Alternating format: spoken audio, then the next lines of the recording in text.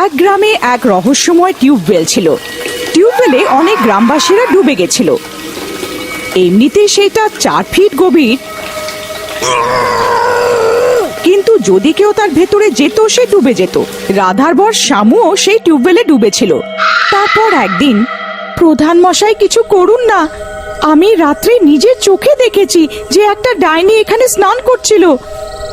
আমি যেই তাকে লাঠি দিয়ে মারতে যাই তো সেই টিউবওয়েলে চলে গেল।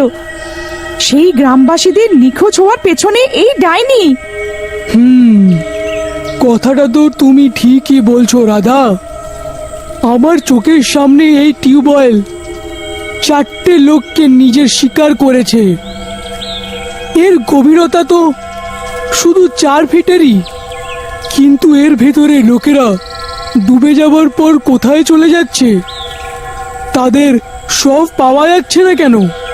প্রধান মশাই, কেন না আমরা এই টিউবওয়েলের সব জল বের করে দিই, যাতে আমরা জানতে পারবো যে আসল ঘটনাটা কি? কথাটা তো তুমি ঠিকই বলছো। এখন তো দিনেরই বেলা, কোনো ভয়ের ব্যাপার নেই। তুমি এই মুহূর্তে গ্রামবাসীদের সাহায্যে এর জল বের করে দাও তো।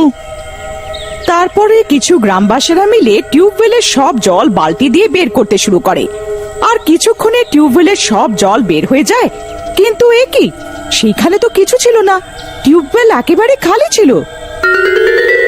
আরে প্রধান মশাই, আমাদের তো সব পরিশ্রম বিফল হয়ে গেল। এইখানে তো কিচ্ছুই নেই। আমি তো ভেবেছিলাম এইখানে নিশ্চয়ই কিছু তো একটা থাকবে। এখন আমরা কিচ্ছু করতে পারবো না। চলো ভাইয়েরা, নিজেদের বাড়ি যাই। দাঁড়ান প্রধান মশাই, আপনার সামনে এই টিউবওয়েল 4টে লোককে মেরেছিল। আপনি তো নিজের চোখে দেখেছিলেন না? রাধা চাচাতে থাকে, কিন্তু সব গ্রামবাসীরা সেখান থেকে চলে যায়। ওগো, আমি আপনাকে ফিরিয়েই আনবো, তার জন্য আমাকে যাই কিছু করতে হোক। তারপরে রাত হওয়ার পরে রাধা সেই টিউবওয়েলের কাছে যায় আর তার নল খুলে দেয়। কিছুক্ষণে টিউবওয়েলে জল ভরে যায়।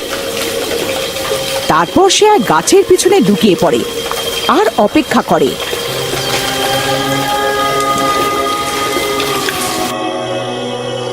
তারপরে কিছুক্ষণ পরে সে টিউবওয়েলের থেকে ভয়াবহ আওয়াজ শুনতে পায়।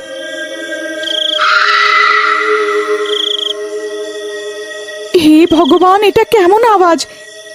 এই আওয়াজ তো সেই টিউবওয়েল থেকে আসছে। এটা আমি জল ভরে কোনো ভুল করিনি তো? তারপরে কিছুক্ষণ পরে একটা বউ সে টিউবওয়েল থেকে বেরিয়ে আসে। তার পিঠ তার দিকে হওয়ার কারণে তার মুখ সে দেখতে পায় না। পেছন থেকে সেই বউ ডাইনির মতন ছিল, তার চুল খোলা ছিল।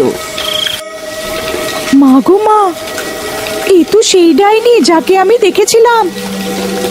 এ সেই যে গ্রামের লোকেদের এই টিউবওয়েলে টেনে নেয়। এখন আমি কি করি? আমি এক্ষুনি এই ব্যাপারে গ্রামে জানাই। তারপরে সে দৌড়ে প্রধানের কাছে যায় আর ওনাকে সব জিনিস জানায়। তারপরে প্রধান নিজের সঙ্গে কিছু গ্রামের লোকেদের নিয়ে সেখানে পৌঁছায়। সেই ডাইনি তখনও সেই টিউবওয়েলে বসেছিল। সব গ্রামবাসী তাকে দেখে আশ্চর্য হয়ে যায়। হে ভগবান, এ তো কোনো ডাইনি মনে হচ্ছে প্রধান মশাই।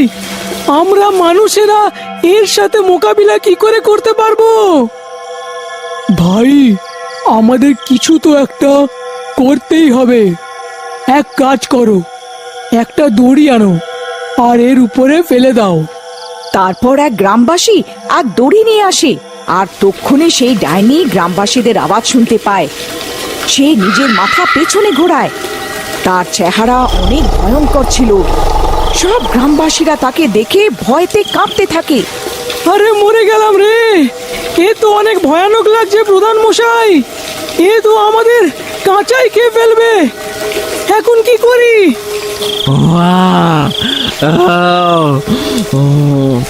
ভয় পেও না, এর উপরে দড়িটা ফেলো আর একে ধরে নাও। তারপরে গ্রামবাসীরা তার উপরে দড়ি ফেলে আর তার ঘাড়কে ধরে নেয়। ডাইনি ছটপট করতে থাকে আর ছটপট করতে করতে জলের ভেতরে যেতে থাকে।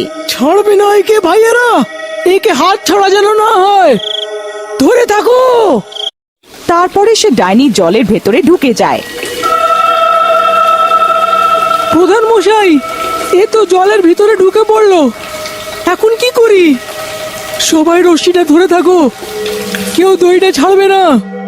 তখনই এক এক করে সবার দড়ি হাত থেকে ছেড়ে যায়। আরে হতচ্ছাড়ারা, তোমরা সবাই দড়ি কেন ছেড়ে দিলে? তাড়াতাড়ি এসো আর আমার সাহায্য করো, আমি একলা এই দড়িকে ধরতে পারবো না। তারপরে সব গ্রামবাসী কালুর পিছনে দড়ি ধরে ধরে দাঁড়িয়ে পড়ে।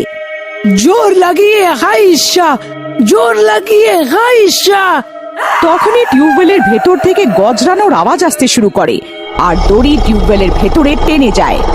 আরে আরে মরে গেলাম রে, আমি তো আগের থেকেই জানতাম এই বুড়ো প্রধান তো একদিন সবাইকে মায়ের ভোগে পাঠিয়েই ছাড়বে।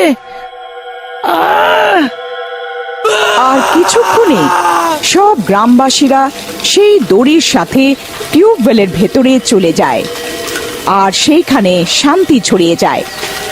সেখানে কারো হদিশ পাওয়া যায় না। এইসব ঘটনা একটা গ্রামবাসী দেখে ফেলে।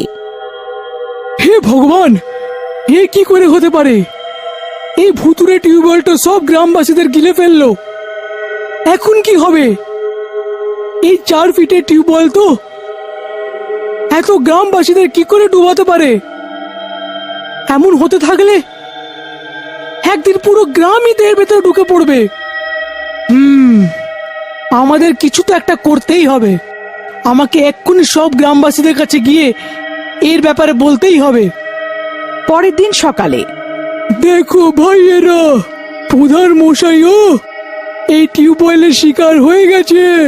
এখন আমাদেরই কোনো না কোনো উপায় বার করতে হবে যাতে সেই ডাইনিকে টিউবওয়েল থেকে বার করা যেতে পারে। কারুর কাছে কি কোনো উপায় আছে যদি তো বলো।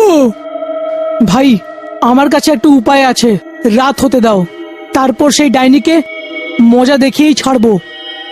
তারপরে রাত হওয়ার পরে সবাই গাছের পেছনে লুকিয়ে পড়ে। তখনই ভয়াবহ আওয়াজ আসতে থাকে। তারপরে কিছুক্ষণ পরে সেই ডাইনি টিউবওয়েল থেকে বেরিয়ে আসে। তাকে দেখে সব গ্রামবাসীরা ভয় পেয়ে যায়।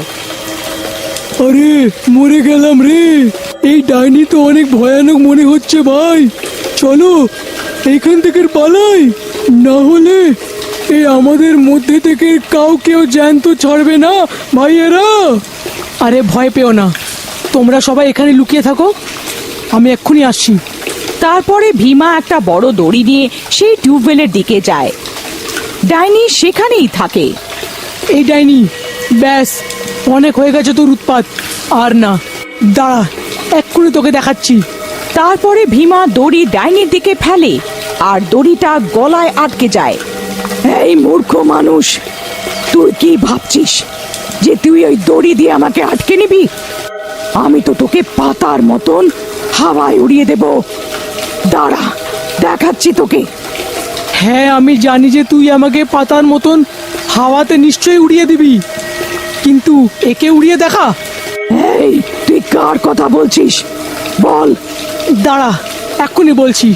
হীরা, তাড়াতাড়ি সেই মূর্তিটা এখানে নিয়ে আয়, আমি একে বেশিক্ষণ এখানে আটকাতে পারবো না। তারপর গ্রামবাসী হনুমানের একটা বড় মূর্তি নিয়ে আসে আর ভীমা সেই দড়িটা হনুমানের মূর্তির সঙ্গে বেঁধে দেয়। আরে না, এটা কি করলি তুই? না না। তারপরে ডাইনি টিউবওয়েলের ভেতরে যেতে শুরু করে আর বজরংবলীর মূর্তিও তার সঙ্গে টিউবওয়েলের ভেতরে চলে যায়। সব গ্রামবাসীরা আশ্চর্য হয়ে দেখতে থাকে। পুরো জায়গাটা শান্ত হয়ে যায়। আরে ভীমা ভাই, এ কি হলো? তোমার এই উপায় তো বিফল হয়ে গেল। এ তো নিজের সঙ্গে মূর্তিটাও নিয়ে চলে গেল। এখন কি করি ভাই? বজরংবলীর উপরে বিশ্বাস রাখো বন্ধু। তখনই মন্দিরে সব ঘন্টি বাজতে শুরু করে, জোরে জোরে হাওয়া বইতে লাগে। ভীমা ভাই, মন্দিরের ঘন্টিগুলো নিজের থেকেই বাজছে, মনে হয় ভগবান আমাদের কথা শুনেছে। তখনই টিউবওয়েল থেকে জোর আলো আসে আর জোর বিস্ফোরণ হয় আর সব গ্রামবাসীরা ছিটকে টিউবওয়েল থেকে বেরিয়ে আসে। তখনই সব গ্রামবাসীরা বেঁচে ওঠে।